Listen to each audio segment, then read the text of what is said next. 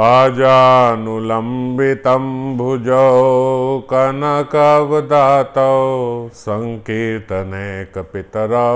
कमलायताक्षौ विश्वम्भरो द्विजवरो युगधर्मपालौ वन्दे जगत्प्रियकरौ करुणावतारौ नमस्त्रिकालसत्याय जगन्नाथसुताय च सभृताय सपुत्राय सकलत्राय ते नमः।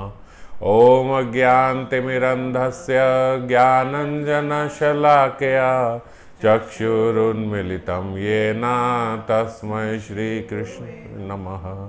श्रीगौराङ्ग नित्यानन्द श्री अद्वैतचन्द्र गदाधर श्रीवासादि गौरभक्तवृन्द वाञ्छाकल्पतरुभ्यश्च कृपा सिन्धुभ्येव च पतितानां पावनेभ्यो वैष्णवेभ्यो नमो नमः। हरे कृष्णा कृष्णा कृष्णा हरे हरे, हरे राम राम राम हरे हरे।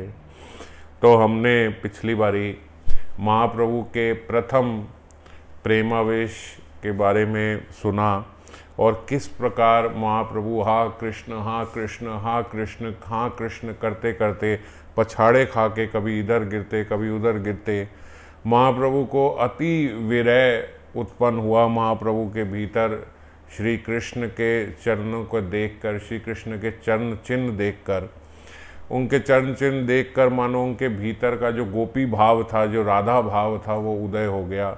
और वो राधा भाव से अति विरह के कारण वो भाग चले कि मैं वृंदावन चला जाऊंगा, मैं अभी चाहूँगा मथुरा में, अभी वृंदावन जाके कृष्ण से मिलूंगा, कहाँ है मेरे कृष्ण से मुझे मिलाओ।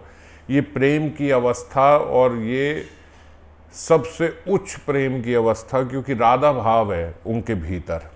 हम जो अभी तक सुनते आ रहे हैं कि राधा कृष्ण मिलित तनु हैं, राधा कृष्ण मिलित अवतार हैं, तो हैं तो कृष्ण परंतु भाव राधा रानी के हैं। तो जब राधा भाव उगता है, जैसे हमने पिछली बार सुना, यही आस्वादन करने के लिए कृष्ण ने श्रीमन महाप्रभु के रूप में अवतार लिया। श्री राधा भाव का क्या आनंद है, श्री राधा के प्रेम का क्या आनंद है, मेरे रूप माधुरी से उनको क्या आनंद मिलता है और क्या मेरी रूप माधुरी है।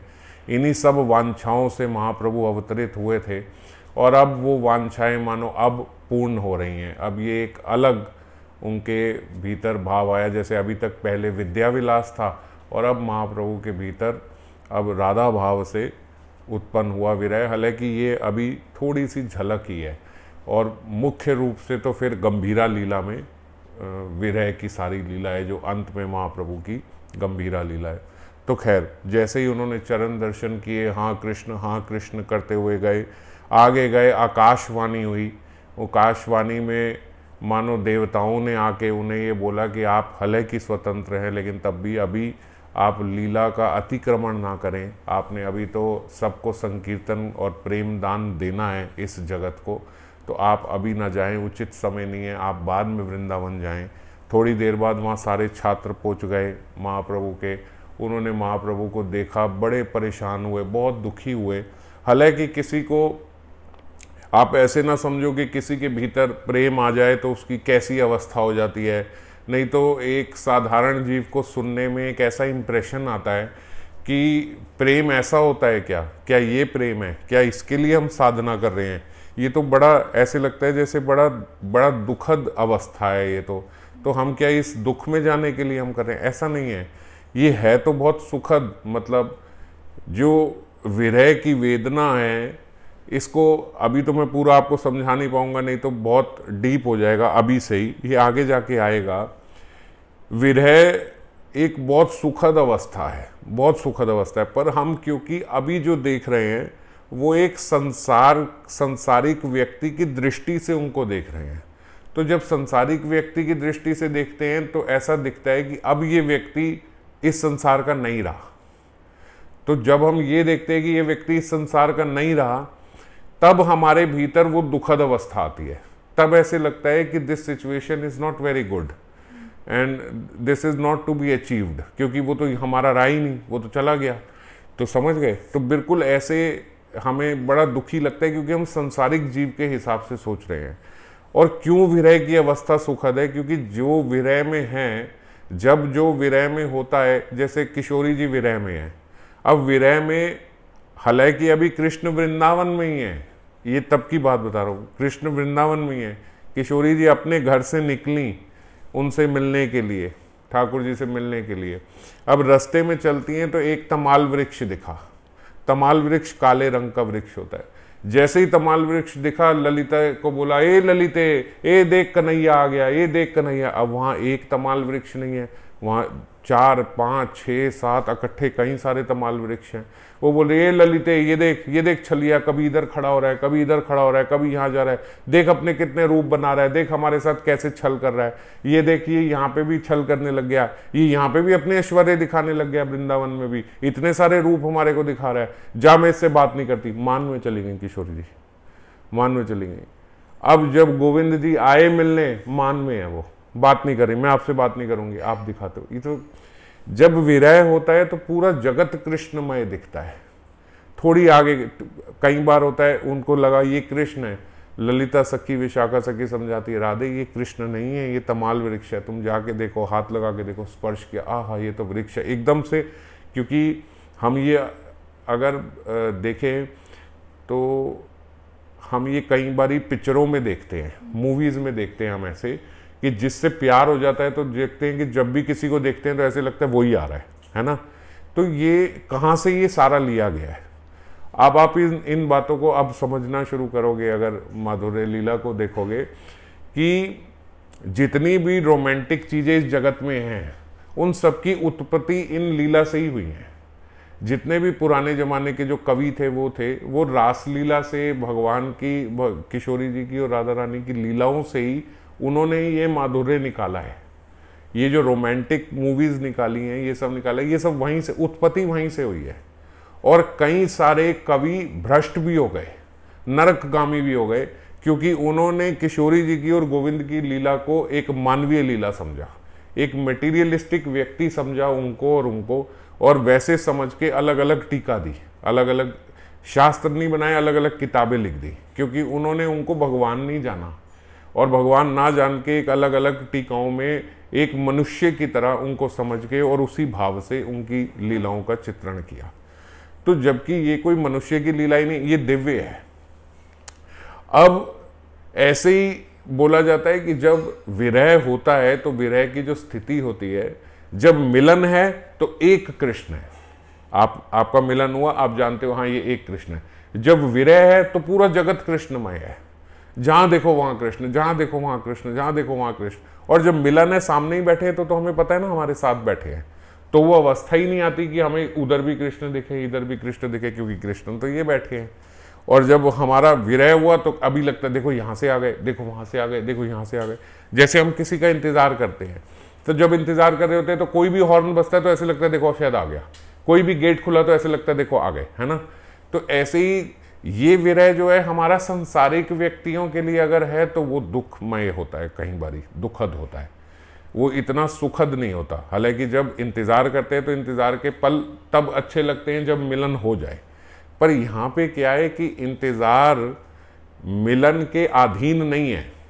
इस जगत में थोड़ा सा समझने की कोशिश करना, इस संसारिक जगत में जो इंतजार है उसका मजा तभी है जब मिलन होना हो, क्योंकि वो उसके अधीन है। अब मिलन हो गया, जब हो गया, जैसे हम कहीं वेकेशंस पे जा रहे हैं तो हमने 1 महीने बाद जाना है, तो 1 महीने का जो इंतज़ार है कि हम घूमने जा रहे हैं, अब हम सारे मिलके घूमने जा रहे हैं, उस 1 महीने का जो इंतज़ार है उसमें हम शॉपिंग भी कर रहे हैं, इंतज़ाम कर रहे हैं, ऐसे जाएंगे, ये खरीद के लाए, वो खरीद के लाए, प्लान्स बनाए, ऐसे करेंगे, वो करेंगे। तो जब घूमने गए तब लगता है कि वो टाइम भी अच्छा था जो हम इतने सारे अरेंजमेंट कर रहे थे। और मान लीजिए आप इतने सारे अरेंजमेंट कर रहे हो और घूमने गए नहीं, तो फिर ये इंतजार अब अच्छा नहीं रह गया ना, अब ये विरह अच्छा नहीं रहा। तो ऐसे ही यहाँ का जो विरह है, यहाँ का जो इंतजार है, वो मिलन के अधीन है। अगर मिलन हो जाए तो विरह अच्छा है, पर आध्यात्मिक जगत में ऐसा नहीं होता। वहां विरह में ही आनंद है, वो मिलन के अधीन नहीं है। अभी मिलन हुआ नहीं हुआ, होगा नहीं होगा, वो पता नहीं, पर विरह में ही आनंद है, क्योंकि विरह में हर समय हर क्षण कृष्ण नजर आ रहे हैं और वो रेसिप्रोकेट भी कर रहे हैं, क्योंकि वो भगवान है। यहाँ पे हम अगर किसी का चिंतन करें, हमें लगे कि मेरा प्रेमी, मेरी प्रेमिका मेरे सामने आई गई या बात ही कर रही है, दिख रही है, तो ज़्यादा देर वो रहेगी नहीं भ्रांति, वो खत्म हो जाएगी और वो दुख देगी। पर आध्यात्मिक जगत में जो विरह होता है, उस विरह के क्षण में अगर आप उसको भ्रांति भी कहो कि मुझे लगा कि ये कृष्ण है, तो वो कृष्ण उस भ्रांति में भी रेसिप्रोकेशन करते हैं। अब समझ आई?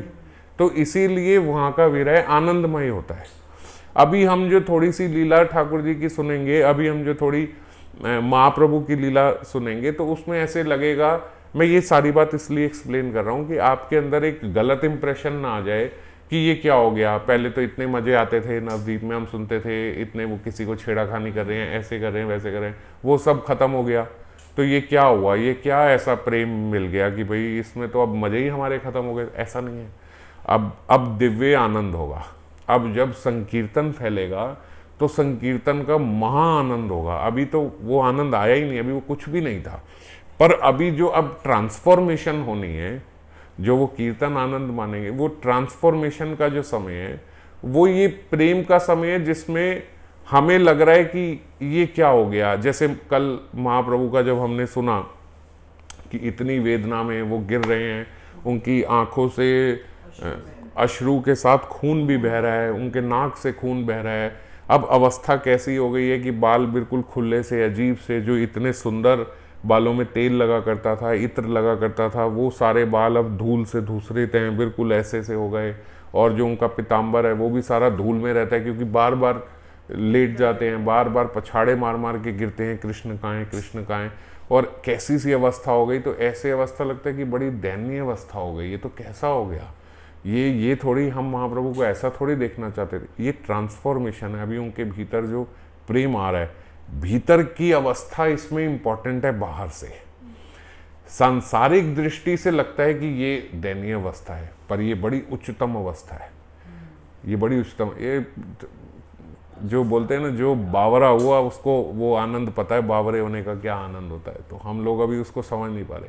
पर अब ये वहाँ गए, वहाँ के छात्र आए, उन्होंने देखा, छात्र देख के भी बड़े परेशान हुए, उनको लेके आए जहाँ वो रह रहे थे। वहाँ पे वो एक आध दिन 2 दिन वहाँ पे रहे। उसके बाद फिर थोड़ा धैर्य किया उनका। जब भाई आवेश आया महाप्रभु का, उन्होंने देखा कि अच्छा अब थोड़ा अपने आप को धैर्य बांधा। वहाँ गए, बोलते वहाँ पे उन्होंने जो चरण के चिन्ह थे, वो विष्णु चरण चिन्ह जो थे, उनकी उन्होंने फिर अच्छे से आराधना करी, वो करी। पर जब आराधना करी, बोलते कुछ समय तक तो धैर्य बांधे रखा, पर कुछ समय के बाद फिर जैसे ही उनके अंदर वो भावावेश आया, फिर वैसे ही वही अवस्था हो गई। गिरने लगे, कृष्ण कृष्ण, हाँ मुरारी, हाँ कृष्ण, कहाँ चले गए, कहाँ चले गए मुझे छोड़ के, ओ कृष्णा कृष्णा कृष्णा, कहाँ चले गए, कहाँ चले गए मुझे छोड़ के। इस प्रकार जोर जोर के पछाड़े मारने लगे। बोलते ईश्वरपुरी वहाँ से निकल रहे थे, फिर से ईश्वरपुरी वहाँ आ गए और ईश्वरपुरी ने उनको संभाला। गौर ऐसे नहीं, गौर ऐसे नहीं, ऐसे नहीं, मैं आपको कृष्ण मिलाऊंगा, मैं आपको। हाँ प्रभु, कब मिलाओगे, कब मिलाओगे? मैं जानता हूँ आप मिला सकते हो, आप मिला सकते हो, आपके पास कृष्ण हैं, आपके पास कृष्ण है, मुझे आप ही मिला सकते हो, आप मुझे। हाँ मैं मिलाऊंगा, मैं मिलाऊंगा बोल के ईश्वरपुरी बोलते हैं उनको लेके गए, जहाँ वो रहते थे वहाँ गए, उन्होंने विश्राम किया। ईश्वरपुरी जी अपने घर, अपने जहाँ कुटिया में रहते थे वहाँ चले गए, ये छात्रों के साथ यहीं सोए। अगले दिन बोलते कुछ समय के बाद, जैसे सुबह बीती, दोपहर हुई, शाम के समय ईश्वरपुरी जी वहीं आ रहे थे इनके पास। तो जब वो इनके पास आ रहे थे, तो उस समय महाप्रभु अपने छात्रों के साथ कुछ रंधन कर रहे थे, जैसे शाम का प्रसाद बना रहे थे, चावल और भात इत्यादि ये सब तैयारी कर रहे थे। तो बोलते बिल्कुल अंत में जब एकदम बस खाना बन के तैयार ही था, उसी समय बोलते उन्होंने दूर से देखा कि ईश्वरपुरी जी आ रहे हैं। वहीं बोलते महाप्रभु छोड़ के गए, ईश्वरपुरी जी के चरणों में गिर गए कि प्रभु आप कहाँ जा रहे हैं, आप बहुत उचित समय पे आए हैं, अभी अभी बस प्रसाद की व्यवस्था हुई है, हम लोग प्रसाद पाना चाहते थे और हम लोगों की पूरी व्यवस्था बस अभी पूर्ण ही हुई है, आप इस समय आ गए, बहुत उच्च समय है। बहुत उच्चतम समय है, तो आप आइए, आप भी प्रसाद पाइए।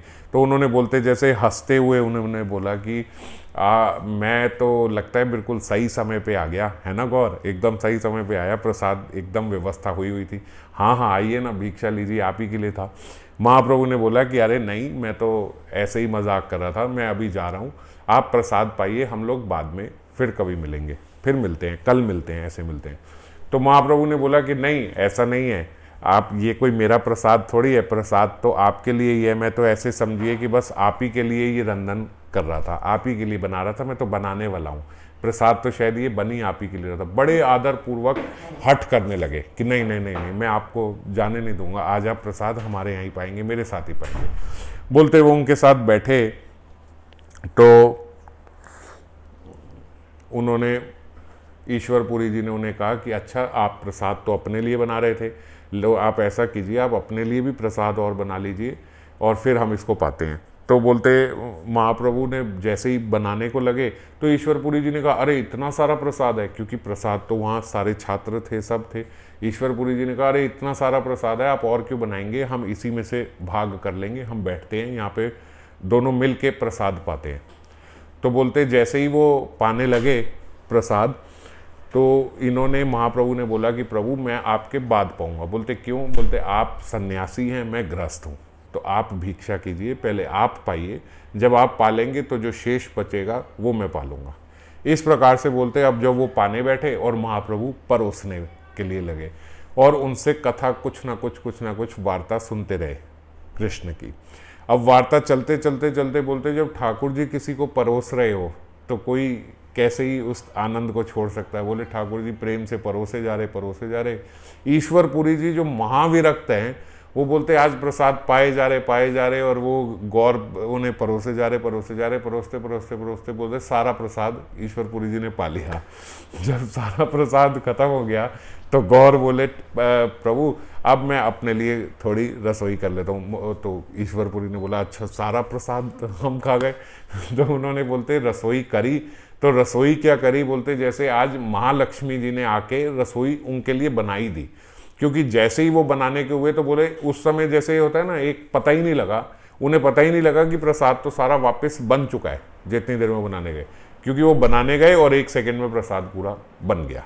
तो बोलते उन्होंने उनको कहा और स्वयं अन्नपूर्णा या महालक्ष्मी जी आप समझे कि वो आई और उन्होंने सारा का सारा प्रसाद दोबारा बना दिया। तो एक बड़ी अद्भुत लीला हुई कि उसी समय बिल्कुल एक साथ सारा प्रसाद बन गया। फिर उसके बाद गौर खाने बैठे और ईश्वरपुरी जी साथ में बैठे। महाप्रभु ने उनको चंदन इत्यादि किया, माला अर्पण करी और उसके बाद वो प्रसाद पाने बैठे और फिर वही कथा वार्ता चलती रही। और उस कथा वार्ता में उन्होंने उनको बोला ईश्वरपुरी जी को कि मेरे अति अति सौभाग्य, आप मानिए कि मैं जो गया आया और मैंने जो अपने पूर्वजों का पिंडदान किया, तो मैंने तो जिनका किया, जैसे मैंने अपने केवल पिता का पिंडदान किया, तो अगर अपने पिता का पिंडदान किया तो केवल पिता का ही कल्याण हुआ, पर आपके मिलने से तो मेरे सारे पूर्वजों का कल्याण हो गया। मेरे सारे सब जितने थे ऊपर तक सब पूर्वज तर गए, जो आप जैसों के दर्शन हो गए। ऐसे बोलने से कहते जैसे महाप्रभु ने हम सबको ये बात बताई जो मैंने पहले भी कई बारी कथा में चर्चा करी थी कि जब भी हम किसी धाम में जाएं तो उस धाम में जाके वहाँ के श्री विग्रह के दर्शन हमने करे, ये एक बात है, ये अच्छी बात है, करनी ही चाहिए। जैसे वृंदावन गए तो राधा रमन जी के, राधा दामोदर जी के वहाँ के बिहारी के दर्शन करे, यहाँ जयपुर गए राधा गोविंद देव जी के वहाँ के दर्शन करे। ये जो हमने करे इससे तो कल्याण हुआ ही, क्योंकि वही वहाँ के इष्ट हैं, उन्हीं के दर्शन करने गए थे, वो वहाँ के राजा हैं। पर वहाँ गए और जब तक संतों से मिलन नहीं हुआ तो मानो आपकी जो यात्रा है वो अधूरी रह गई, धाम यात्रा, क्योंकि उनसे मिले और उनके बाद उनके भक्तों से, संतों से मिले। तो जब हम संतों से मिलते हैं तो बोलते भगवान से भी ज़्यादा जो कल्याण है वो संतों के द्वारा होता है। तो यहाँ पे भी उन्होंने यही बोला कि मेरा जो मैंने पिंडदान किया वो तो एक पिताजी का किया केवल, पर आप जो मुझे मिल गए उससे तो मेरे सारे पूर्वजों का कल्याण हो गया।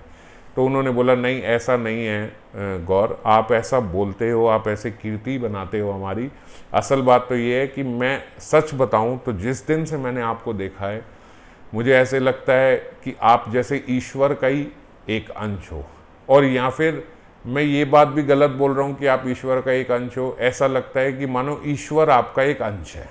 बोलते क्योंकि आपके अंदर जो ज्ञान है, आपके अंदर जो भक्ति है, जो ये दर्शन मैंने अब करे ना, बोलते ये गौर आपके ये दर्शन मेरी आंखों ने अब किए हैं, पर मेरा मन तो हमेशा से जानता था कि आप बड़े बड़े परम भक्त हो।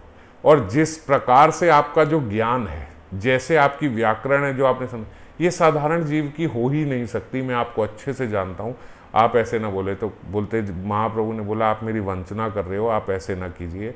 मैं आपको गुरु रूप में देखता हूँ और मैं चाहता हूँ कि मैं आपसे दीक्षा ले लूँ। ईश्वरपुरी जी बोले ये क्या बोल रहे हो आप?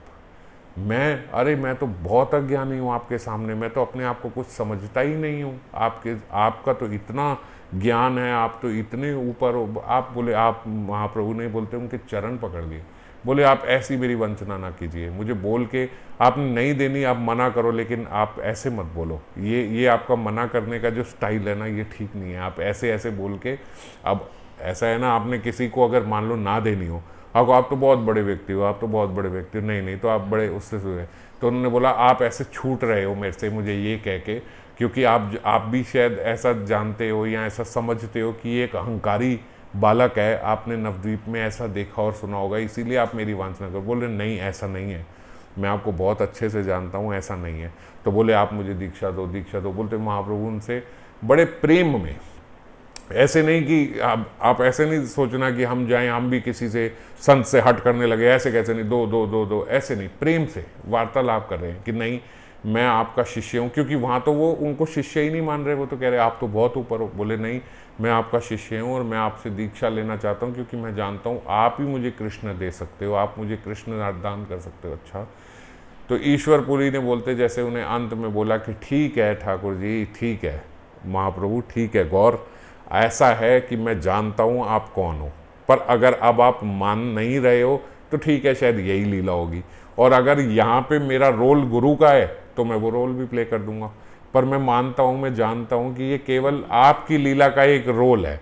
हाँ, आप अपनी लीला में मुझे गुरु का रोल देना चाहते हो तो मैं गुरु का रोल कर दूंगा।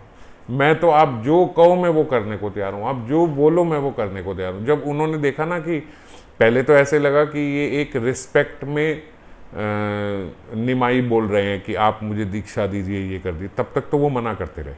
पर जब उन्होंने देखा कि निमाई सीरियसली बोल रहे हैं कि मुझे आपसे दीक्षा दी, बोले जब उन्होंने सीरियसली बोला आप ऐसे क्या बोल रहे हो, फिर तो आप जो मर्जी ले, आप मेरे प्राण ले लो, मैं अभी दे दूंगा, आप दीक्षा की क्या बात कर रहे हो, वो तो एक रोल है, अगर मेरा है मैं ले लूँगा, मगर आपको इन सब चीज़ों की तो कोई आवश्यकता है नहीं।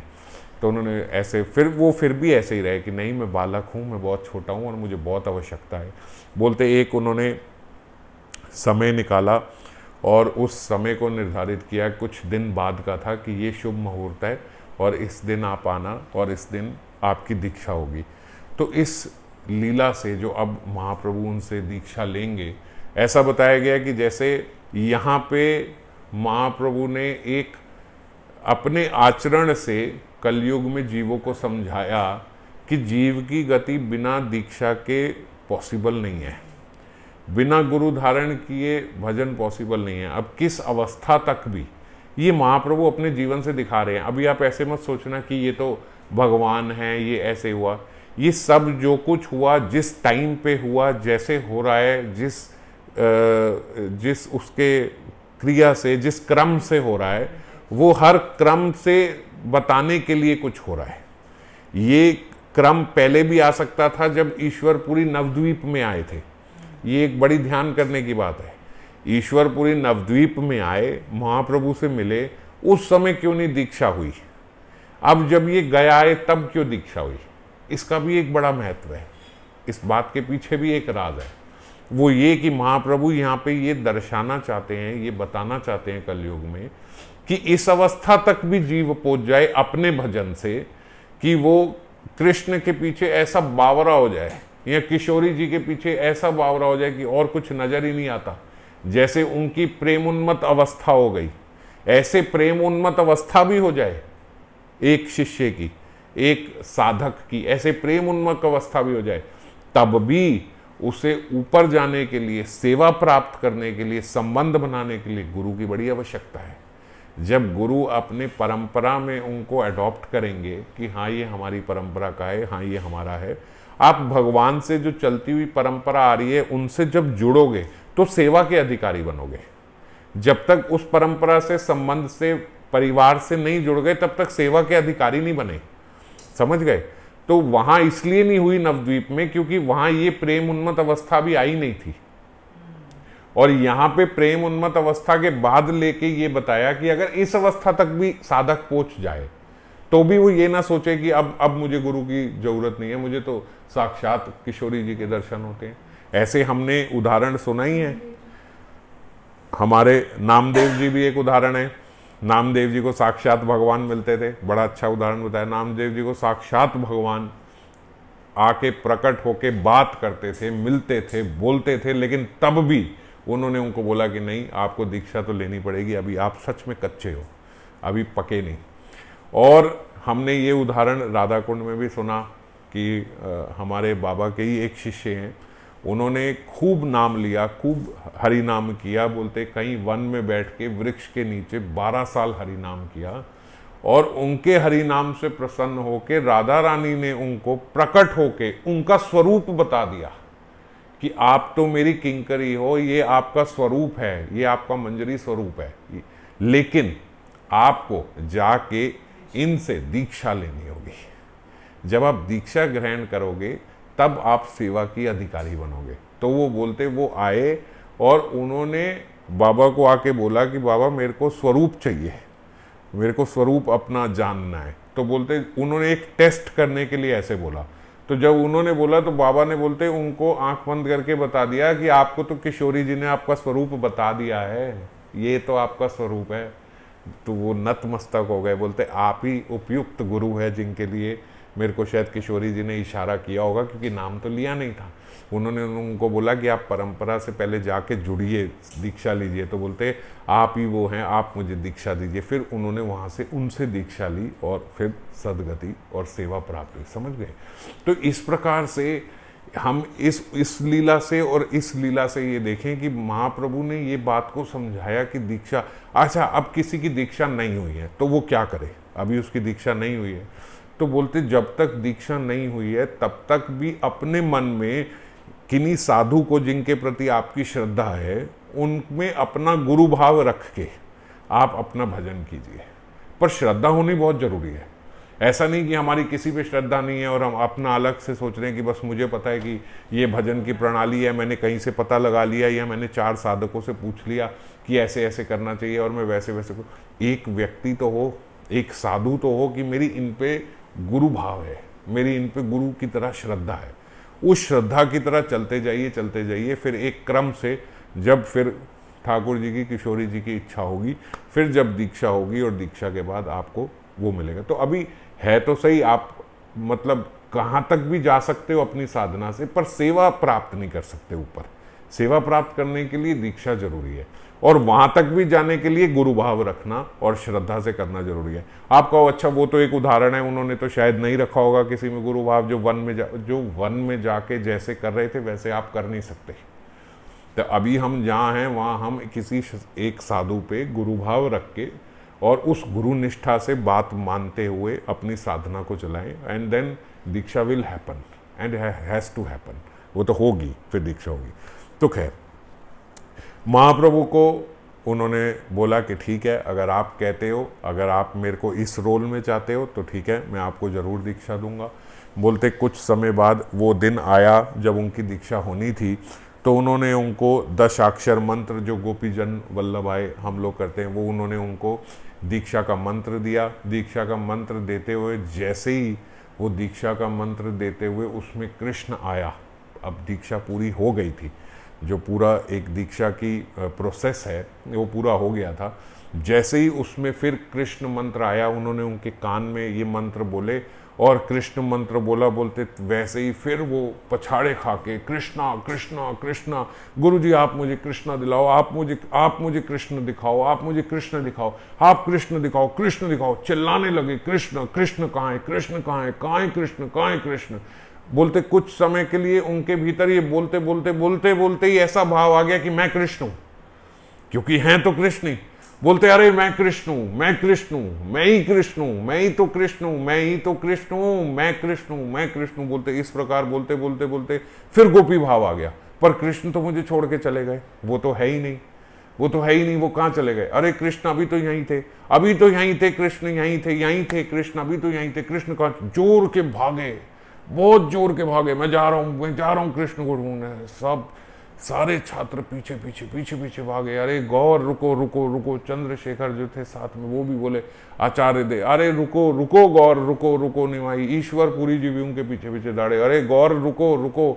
जाते जा रहे वे कन्हई नटशाला तक पहुंच गए। कन्हई नटशाला पे वो बैठे, उन्होंने फिर धैर्य धारण किया। जो आचार्य थे उन्होंने उनको संभाला, ईश्वरपुरी ने संभाला। बोलते जब उन्होंने संभाला फिर उनका थोड़ा भाई आवेश आया, धैर्य धारण किया और कन्हई नटशाला में उन्होंने पहली बार गायत्री करी। जो गायत्री मंत्र हमें दी जाते हैं वो उन्होंने गायत्री मंत्र करे। गायत्री मंत्र तो कर लिए, गायत्री मंत्र करके फिर बड़े अधीर हो गए। फिर अधीर होके बोले जैसे कृष्ण कृष्ण कृष्ण करते करते करते करते मूर्छित हो गए। फिर मूर्छावस्था से उनको उनके छात्रों ने उठाया, उठा के उनको वापस लेके आए। वापस उनको बोला कि आपको क्या हो गया निमाई, आप ऐसे क्यों करने लगे? आचार्य बोलने लगे पता नहीं, जब से इन साधु से मंत्र लिया है फिर से ऐसे हो गए। अब कुछ दिन से तो ठीक थे, क्योंकि पहले तो हुआ था, हम ऐसे बोलते हैं ना कि पहले अचानक से जैसे कोई बीमार हो गया हो, कि अचानक से पहले ऐसा कुछ हुआ था, उसके बाद इतने दिन तो ठीक रहे थे, आज फिर पता नहीं इन्होंने कौन सा ऐसा मंत्र दे दिया जो ऐसा होने लगा। बोले ऐसा है निमाई, अब हम यहाँ रुकेंगे नहीं, अब काम तो सारा हो गया है, हमने पिंडदान भी कर लिया, सब कर लिया, आप अपनी दीक्षा के लिए रुके थे, आपकी दीक्षा भी हो गई, अब हम कल चलेंगे, हम अब कल चलेंगे। बोले उठे गौर, जब मूर्छा खुली, मैं कहीं नहीं जाऊंगा, अब मैं कहीं नहीं जाऊंगा, आप मेरी माता जी को बोल देना कि वो चला गया, वो पागल हो गया, बोल देना निमाई पागल हो गया, वो हमारी सुनता नहीं था, वो भाग गया, वो हमें छोड़ के चला गया, आप मुझे छोड़ दो, मैं वृंदावन जाऊंगा, वृंदावन जाऊंगा। सारे छात्रों ने फिर समझाया, आचार्य ने समझाया आप ऐसी बातें ना करो, अरे आपकी प्रिया जी भी घर पे हैं, अभी तो इतनी युवा अवस्था में है, अभी तो आपने 6 महीने पहले उनसे विवाह किया था, जब 3 महीने के विवाह के बाद तो आ गए थे, 3 महीना यहाँ लग गए। बोलते नहीं नहीं आप चलो चलो चलो चलो, किसी प्रकार से उनको समझाया। अच्छा अच्छा चलूँ तो वहाँ कृष्ण मिल जाएंगे? हाँ वहाँ कृष्ण मिल जाएंगे, नवद्वीप में क्या कृष्ण नहीं है? अब कृष्ण जो है कलयुग में वो वृंदावन में नहीं है गौर, अब वो नवद्वीप में आ गए हैं, वो पहले वृंदावन में थे, वो नवद्वीप में आ गए, आप चलो चलो चलो। अब झूठ तो नहीं बोल रहे, वो भी बात तो सही है, कृष्ण वहाँ पे आ गए, बोले वहाँ आ गए, आप गौर चलो चलो चलो। जब यहाँ से चलने लगे थोड़ी पास, बोले नवद्वीप में हल्ला मच गया, अरे गौर आ गए, गौर आ गए। अब आप तो ये सुन रहे हो जो यहाँ का दृश्य है, नवद्वीप का देखो, नवद्वीप में जब निकले थे तो कैसे थे, जब नवद्वीप से गए थे तो कैसे थे? वहाँ तो एक तरीके से राजा बने हुए थे, क्योंकि विद्या विलास चल रहा, सब लोग जानते कि अरे ये तो बड़ा विद्वान है, बड़ा ज्ञानी है। और जैसे उनका फिर विवाह हुआ और जिस प्रकार से हुआ, वहाँ तो एक प्रकार के अब राजकुमार है वहाँ के, तो हल्ला मच गया, अरे गौर आ रहे हैं, गौर आ रहे हैं, गौर आ रहे हैं, वापस आ गए, गौर वापस आ रहे हैं। जो सच्ची माता थी, बोले सच्ची माता ने उनको विष्णुप्रिया को बोला, अरे विष्णुप्रिया जल्दी से लेके आओ, थाली लेके आओ, हार लेके आओ। अरे तू क्या कर रही है, अभी तक क्यों बैठी है, फूलों का हार बना, जल्दी से बना, ये कहा, इसको बोलो, अरे आप फूल लेके आओ, फूल लेके आओ, थाली लेके आओ, धूप लेके आओ, अगरबत्ती ले आओ, मैं आरती उतारूंगी, ये करूँगा, अगरू लेके आओ, इत्र लेके आओ, इतना सब एक्साइटमेंट में ऐसे ऐसे ऐसे ऐसे। और बोलते विष्णुप्रिया भी थाली लेके द्वार पे खड़ी, और जब विष्णुप्रिया और माता ने देखा तो देखते ही चेहरा उतर गया। कैसे गौर गए थे, वो कौन गौर थे और आ कैसे रहे हैं? 2 छात्रों ने ऐसे पकड़ा हुआ है और दोनों के कंधे में ऐसे हाथ रख के ऐसे सिर गिरा हुआ, कृष्णा कृष्णा कृष्णा, बाल सारे बिखरे पड़े, कपड़े सारे धूल धूसरे। देख के सच्ची माता हैरान रह गई, ये कौन है? उन्होंने बोला हाँ भैया पता नहीं इन्हें क्या हुआ, किस तरीके, ये क्या हो गया गौर को? अरे ये तो कैसा गया था, तुम कैसा लेके आए हो? चंद्रशेखर आचार्य को आप कैसे लेके गए थे? अरे आपका बालक था, मैंने आपके सपोर्ट किया था, आपको तभी तो भेजा था, मुझे पहले ही भय था कि कुछ हो जाएगा। आपने क्या करा, ये आपने क्या कर दिया गौर को? वो गौर आए तो बोले, जैसे ही गौर सामने आए तो ऐसे ही खड़े, छात्रों के ऊपर हाथ रख के ऐसे ही खड़े। बोले क्या हुआ इसे? आचार्य बोले मैं आपको सब बताऊंगा, मैं आपको, तू पहले बताओ क्या हुआ इसे। और छात्रों ने बोला कि गौर आप ऐसे कैसे हो गए निमाई? आप तो माता को देखते ही कितनी दूर से आप तो छलांग मार के उनके चरणों में प्रणाम करते थे, आज आप ऐसे ही खड़े हो माता को देख के और खुश भी नहीं हो रहे। तो बोलते निमाई, बोलते कौन है मेरी माता, कौन है? उन्होंने बोला ये तो रही आपकी माता। बोले मैं तो इनको जानता ही नहीं, ये कौन है? अरे मेरे तो कृष्णी माताएं, कृष्णी प्रीताएं, कृष्णी बंधु हैं, कृष्णी सखाएं, मैं तो किसी को नहीं जानता। ये कौन? पहचान नहीं रहे अपनी माता को, ये कौन है मैं नहीं जानता। बोलते उनके हाथ से सब फूलों की माला, थाली सब छूट गई। ये क्या हो गया इनको गौर को, ये क्या करके ले आए तुम गौर को? विष्णु प्रिया को बोला ये दिखाओ, ये देखो ये आपकी प्रिया जी, ये कौन है? विष्णु प्रिया बोला ये विष्णु प्रिया। विष्णु प्रिया, विष्णु प्रिया, अरे तुम कृष्ण की प्रिया हो, तुम कृष्ण प्रिया हो।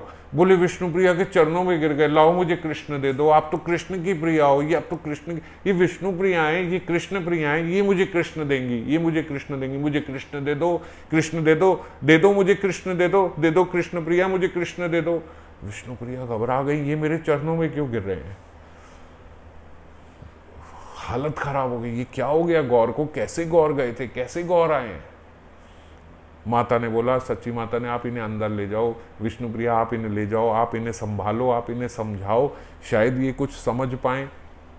अंदर लेके गई। बोलते वो एकदम जैसे जाते ही लेट गए, बिल्कुल कोई बात नहीं, कुछ नहीं, ऐसे ही लेटे लेटे लेटे लेटे रात भर लेटे रहे। बोलते अभी सुबह हुई ही नहीं थी, मानो जैसे 3:30 बजे के आसपास का समय था। फिर खड़े हुए, अरे आप कृष्ण प्रिया हो ना, आप कृष्ण प्रिया हो ना, आप तो मुझे कृष्ण दिला सकती थी ना, मुझे कृष्ण दो, दो मुझे कृष्ण दो, कृष्ण दो ना मुझे, आप तो कह रही थी मैं कृष्ण दूंगी।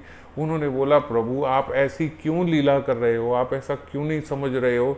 अरे आप मेरे, मैं नहीं जानती कृष्ण कौन है, मुझे पता ही नहीं कृष्ण कौन है। बोलते आपका तो नाम है विष्णु प्रिया, आपका तो नाम है कृष्ण प्रिया। बोलते मेरे को नहीं पता कृष्ण कौन है, मुझे नहीं पता विष्णु कौन है, मेरे कृष्ण और विष्णु तो आप ही हो, आप हो मेरे विष्णु और कृष्ण, आप हो। आप ये कैसी बातें कर रहे हो? मैं हूँ, मैं कहाँ हूँ, कृष्ण कहाँ है? बोलते कृष्ण आपके भीतर। अच्छा मेरे भीतर है? छाती फाड़ने लगे, मेरे भीतर, मेरे भीतर, मेरे भीतर, फाड़ फाड़ के बोलते नाखूनों से लहू लुहान कर दिया। कहाँ है? मेरे भीतर कृष्ण है, मेरे भीतर कृष्ण है। उन्होंने हाथ पकड़े, आप क्या कर रहे हो, आप क्यों नहीं समझ रहे हो? मैं कहाँ समझू, तुम तो बोल रहे हो मेरे भीतर कृष्ण है, कृष्ण कहाँ है, मुझे कृष्ण मिला दो। जोर जोर की आवाज आने लगी। मैया आ गई। मैया ने बोला गौर तुम ये क्या कर रहे हो निमाई, ये क्या कर रहे हो, क्या चाहिए तुम? मुझे कृष्ण चाहिए मैया, मुझे कृष्ण दिलाओ, कृष्ण। अरे मैं तुम्हारी माँ हूँ। थोड़ी देर बाद करते करते करते करते धैर्य धारण किया। उन्हें समझ में आई, अच्छा ये मेरी माँ है, समझ में आया। ओह माँ, आप मेरी माँ हो, आई, आप तो मेरी आई हो ना, आप मुझे कृष्ण दिला दो, आप मुझे कृष्ण दिला दोगे आई, आप मुझे कृष्ण दिला दो। ये तो बोला गया ना, माता का आशीर्वाद मिले तो सब मिल जाता है, माता के आशीर्वाद से कृष्ण मिल जाते हैं, आप मुझे कृष्ण दिला दोगे? उनके चरणों में लौट के जोर जोर से रोने लगे। अब माता सच्ची भी रोने लगी। ऐसा क्या हुआ? थोड़ी देर हुई, सुबह हुई। गदाधर पंडित आए। गदाधर पंडित को बोला कि आप इनको देखो, मित्र की तरह थे गदाधर पंडित। बोला आप इनको देखो, इन्हें समझाओ, इन्हें क्या हो गया, क्योंकि गदाधर पंडित शुरू से कृष्ण भक्त थे, वो शुरू से ही थे, वो तो राधा रानी है। गदाधर पंडित को बोला आप इन्हें देखो। वो लेके गए, गौर सुंदर को लेके गए। बहुत देर हो गई, करते करते करते करते उन्हें समझाते समझाते समझाते, बोलो मानो जैसे सुबह के लगभग अप्रॉक्सीमेटली मैं आपको बता रहा हूँ, लगभग समझो जैसे 9-10 सुबह के बज गए। अब आज 9-10 बज गए और गौर नहाए नहीं। वो निमाई जो ब्रह्म मुहूर्त में नहा लेते थे, वो निमाई अभी तक नहाए नहीं। तो 9-10 जब बज गए तो उन्होंने, गदाधर पंडित ने बोला कि इतना समय हो गया, आप कुछ प्रसाद तो पालो। आप जब से कल से आए हो, आप देखो आपकी आई ने भी प्रसाद नहीं पाया, माता ने भी प्रसाद नहीं पाया, किसी ने प्रसाद नहीं पाया, आप प्रसाद तो पालो। तो वो बोलते मैं कैसे प्रसाद पालूं? अरे मैंने अभी कोई अर्चना ही नहीं करी, मैंने कुछ किया ही नहीं, मैंने कोई पूजा नहीं करी, संध्या नहीं करी, मैं किस प्रकार प्रसाद पालूं? हाँ तो बोले करो ना, क्यों नहीं कर रहे? आप कैसे थे, आप सुबह उठ के नहाते थे, ये सब करते थे, वो करते, आप करो। अच्छा तो कैसे स्नान करूं, कहाँ स्नान करने जाऊं? वहाँ कृष्ण मिल जाएंगे जहाँ स्नान करने जाऊंगा? क्या स्नान करके? हाँ मिलेंगे, आप चलो तो सही। माता ने बोलते उनको भेजा गदाधर पंडित को, आप जाओ, आप इन्हें लेके जाओ, इसको स्नान करा के लाओ, जाओ। बोलते वो गए, स्नान करा के लाए, तो उनके पास विग्रह थे, जो दामोदर शिला उनके पास थी, उनको दामोदर शिला, गिरिराज जी की शिला जैसे हमारे पास है, वो बोलते उनके पास थी। उनका वो सेवा करने लगे। जैसे ही सेवा करने लगे फिर जोर जोर कृष्णा कृष्णा कृष्णा, हरे कृष्णा, अरे यही कृष्णा है क्या, अरे इसमें से कृष्ण क्यों नहीं प्रकट हो रहे, कृष्ण कहाँ है, कृष्ण कहाँ है, कहाँ है कृष्ण, बोलो ना बोलो ना। बोलते बोलते तो जैसे ऐसा होता नहीं कि हमारे जब अश्रु निकलते हैं तो नाक भी साथ में ऐसे बहने लगती है, निकलने, बोलते ऐसे ही सब नाक बहरी, वो बहरी, बोलते अरे मैं तो अपवित्र हो गया, मैं अब किस प्रकार सेवा करूंगा, क्योंकि अश्रु से और सारे ऐसे बहने से वस्त्र खराब हो गए, मुझे फिर से स्नान करना पड़ेगा। बोलते वो रख के गए, शिला को गए, फिर नहा के आए, फिर वस्त्र बदल के आए, फिर जैसे ही बैठे फिर हाथ में पकड़े, फिर कृष्ण कहाँ है, कृष्ण कहाँ है, अरे गदाधर कृष्ण कहाँ है, कृष्ण मिलाओ ना, कृष्ण मिलाओ ना, अरे कैसे से कृष्ण प्रकट होंगे, मुझे कृष्ण नजर क्यों नहीं आ रहे, मुझे कृष्ण क्यों, फिर अश्रु बह बह के, रो रो के, सब खराब वस्त्र। बोलते अब मैं कैसे करूँगा, अब मैं कैसे सेवा करूँगा, रख दिए, फिर गए, फिर स्नान करके आए, फिर पकड़ा, अरे कृष्ण, कृष्ण कहाँ है, अरे कृष्ण कहाँ है, कृष्ण कहाँ है, क्यों नहीं मिल जाते, क्यों नहीं आते कृष्ण। इस प्रकार विरह से 1 बार 2 बार 3 बार 4 बार 5 बार आके उन्होंने गदाधर को दे दी, गदाधर सेवा तुम करो, अब सेवा मुझसे होगी नहीं, अब ये कृष्ण मुझसे सेवा लेंगे नहीं, अब मैं सेवा करने लायक भी नहीं बचा, ये सेवा तुम करो। गदाधर ने बोला मैं सेवा करूँगा, आप बैठो, मैं सेवा करता हूँ। सेवा करी, उन्हें बोला अब तो प्रसाद पालो। बोलते मैं कैसे प्रसाद पाऊँ। विष्णु प्रिया ने बोला नाथ आप जब तक प्रसाद नहीं पाओगे, माता भी प्रसाद नहीं पाएगी, मैं भी प्रसाद नहीं पाऊंगी, आप हम सबके लिए क्या सोच के आए हो, कोई प्रसाद नहीं पाएगा अगर आप नहीं पाओगे। बोले मैं प्रसाद पाऊं कैसे, मैंने तो आज सेवा ही नहीं करी। अच्छा, बोले आपने सेवा, इनकी नहीं होती ना आपसे सेवा, आप तुलसी जी की सेवा करो। ये तो शास्त्रों में लिखा है कि जब जहाँ जिसके घर में मान लो विग्रह नहीं है, अगर वो विग्रह सेवा नहीं कर सकता तो वो तुलसी जी की सेवा करे, रोज सुबह तुलसी जी को जल दे, उनकी आरती करे, प्रदक्षिणा करे, और प्रदक्षिणा करने के बाद प्रसाद पा सकता है, क्योंकि तुलसी जी हरि प्रिया है। तो अगर हरि की नहीं करी, हरि प्रिया की सेवा कर ली तो वो एक बराबर है। इसीलिए हम पहले जमाने में देखते थे कि सबके आंगन में तुलसी का पौधा जरूर होता था। कि वैसे तो पहले विग्रह भी होते थे, पर अब अभी भी, जैसे हमने नित्यानंद जी की जब चर्चा करी तो ये बात देखी ना कि जैसे ही वो गृहस्थ आश्रम में आए तो उन्होंने अपने घर में विग्रह लेके आए राधा श्याम सुंदर जी के। तो विग्रह होने चाहिए, जरूर होने चाहिए। हमें रोज सेवा करके, और अगर नहीं है तो फिर तुलसी जी की सेवा करें। तो तुलसी जी की सेवा करना एक बराबर। तो विष्णु प्रिया जी ने बोला आप तुलसी जी की सेवा करो ना, अब खड़े भी नहीं हो पा रहे हैं, मैं कैसे करूं कैसे करूं। किसी प्रकार से विष्णु प्रिया जी ने, गदाधर जी ने पकड़ा, आप आओ, आप तुलसी जी की सेवा करो। अच्छा क्या करूं, जल डालो, जल डाला उसमें, अच्छा जल डाला, अब प्रदक्षिणा करो, प्रदक्षिणा करी, आप मंत्र पढ़ो। क्या मंत्र पढ़ो, ये वो विद्वान हैं जो कितने तो रचना कर देते थे, केशव कश्मीरी को हैराने वाले। आप बोल रहे मैं तुलसी जी का क्या मंत्र पढ़ूं, मुझे तुलसी जी का मंत्र याद नहीं आ रहा, मुझे बताओ तो सही में क्या मंत्र हो। विष्णु प्रिया जी ने बोला अच्छा मेरे पीछे पीछे बोलो, वृंदाए तुलसी देव्याय प्रियाय केशवच्चिता कृष्ण भक्ति प्रदे देवी सत्यवते नमो नमः।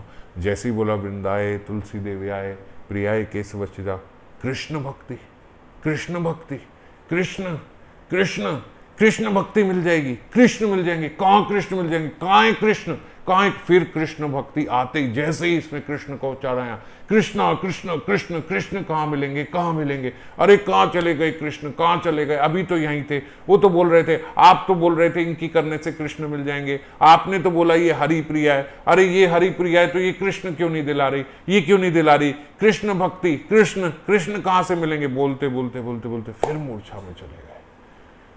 फिर जब मूर्छा में चले गए, माता बहुत परेशान, वो भी परेशान कि क्या हो गया गौर को, ऐसा क्या हो गया, संभल ही नहीं रहा है।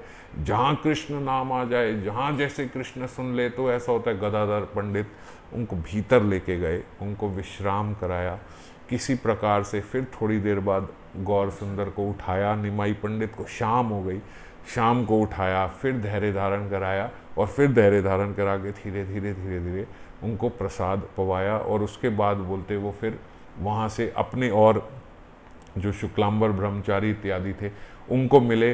उन्होंने बोला कि क्या हो गया आपको, क्या हो गया? बोले अच्छा आप जानना चाहते हो ना मुझे क्या हो गया, अभी नहीं बता पाऊंगा, आप कल मुझे मिलना एकांत में, क्योंकि अब सब मिलने आ गए अभी उनसे। निमाई पंडित बोले अभी सब हैं, आप कल मुझसे मिलना, मैं कल आपको एकांत में बताऊंगा। मैं आपको बताऊंगा कि कृष्ण ने मेरे साथ कैसे धोखा किया है, कैसे कृष्ण ने मेरे साथ धोखा किया मैं आपको बताऊंगा, आप कल आना। तो अब अभी तो धैर्य धारण करके निमाई प्रसाद पाके आराम से सो गए। अब कल उनसे जब मिलेंगे तो वो हम फिर अगली बार अब इस विषय में चर्चा करेंगे कि कैसे इनको बताया उन्होंने।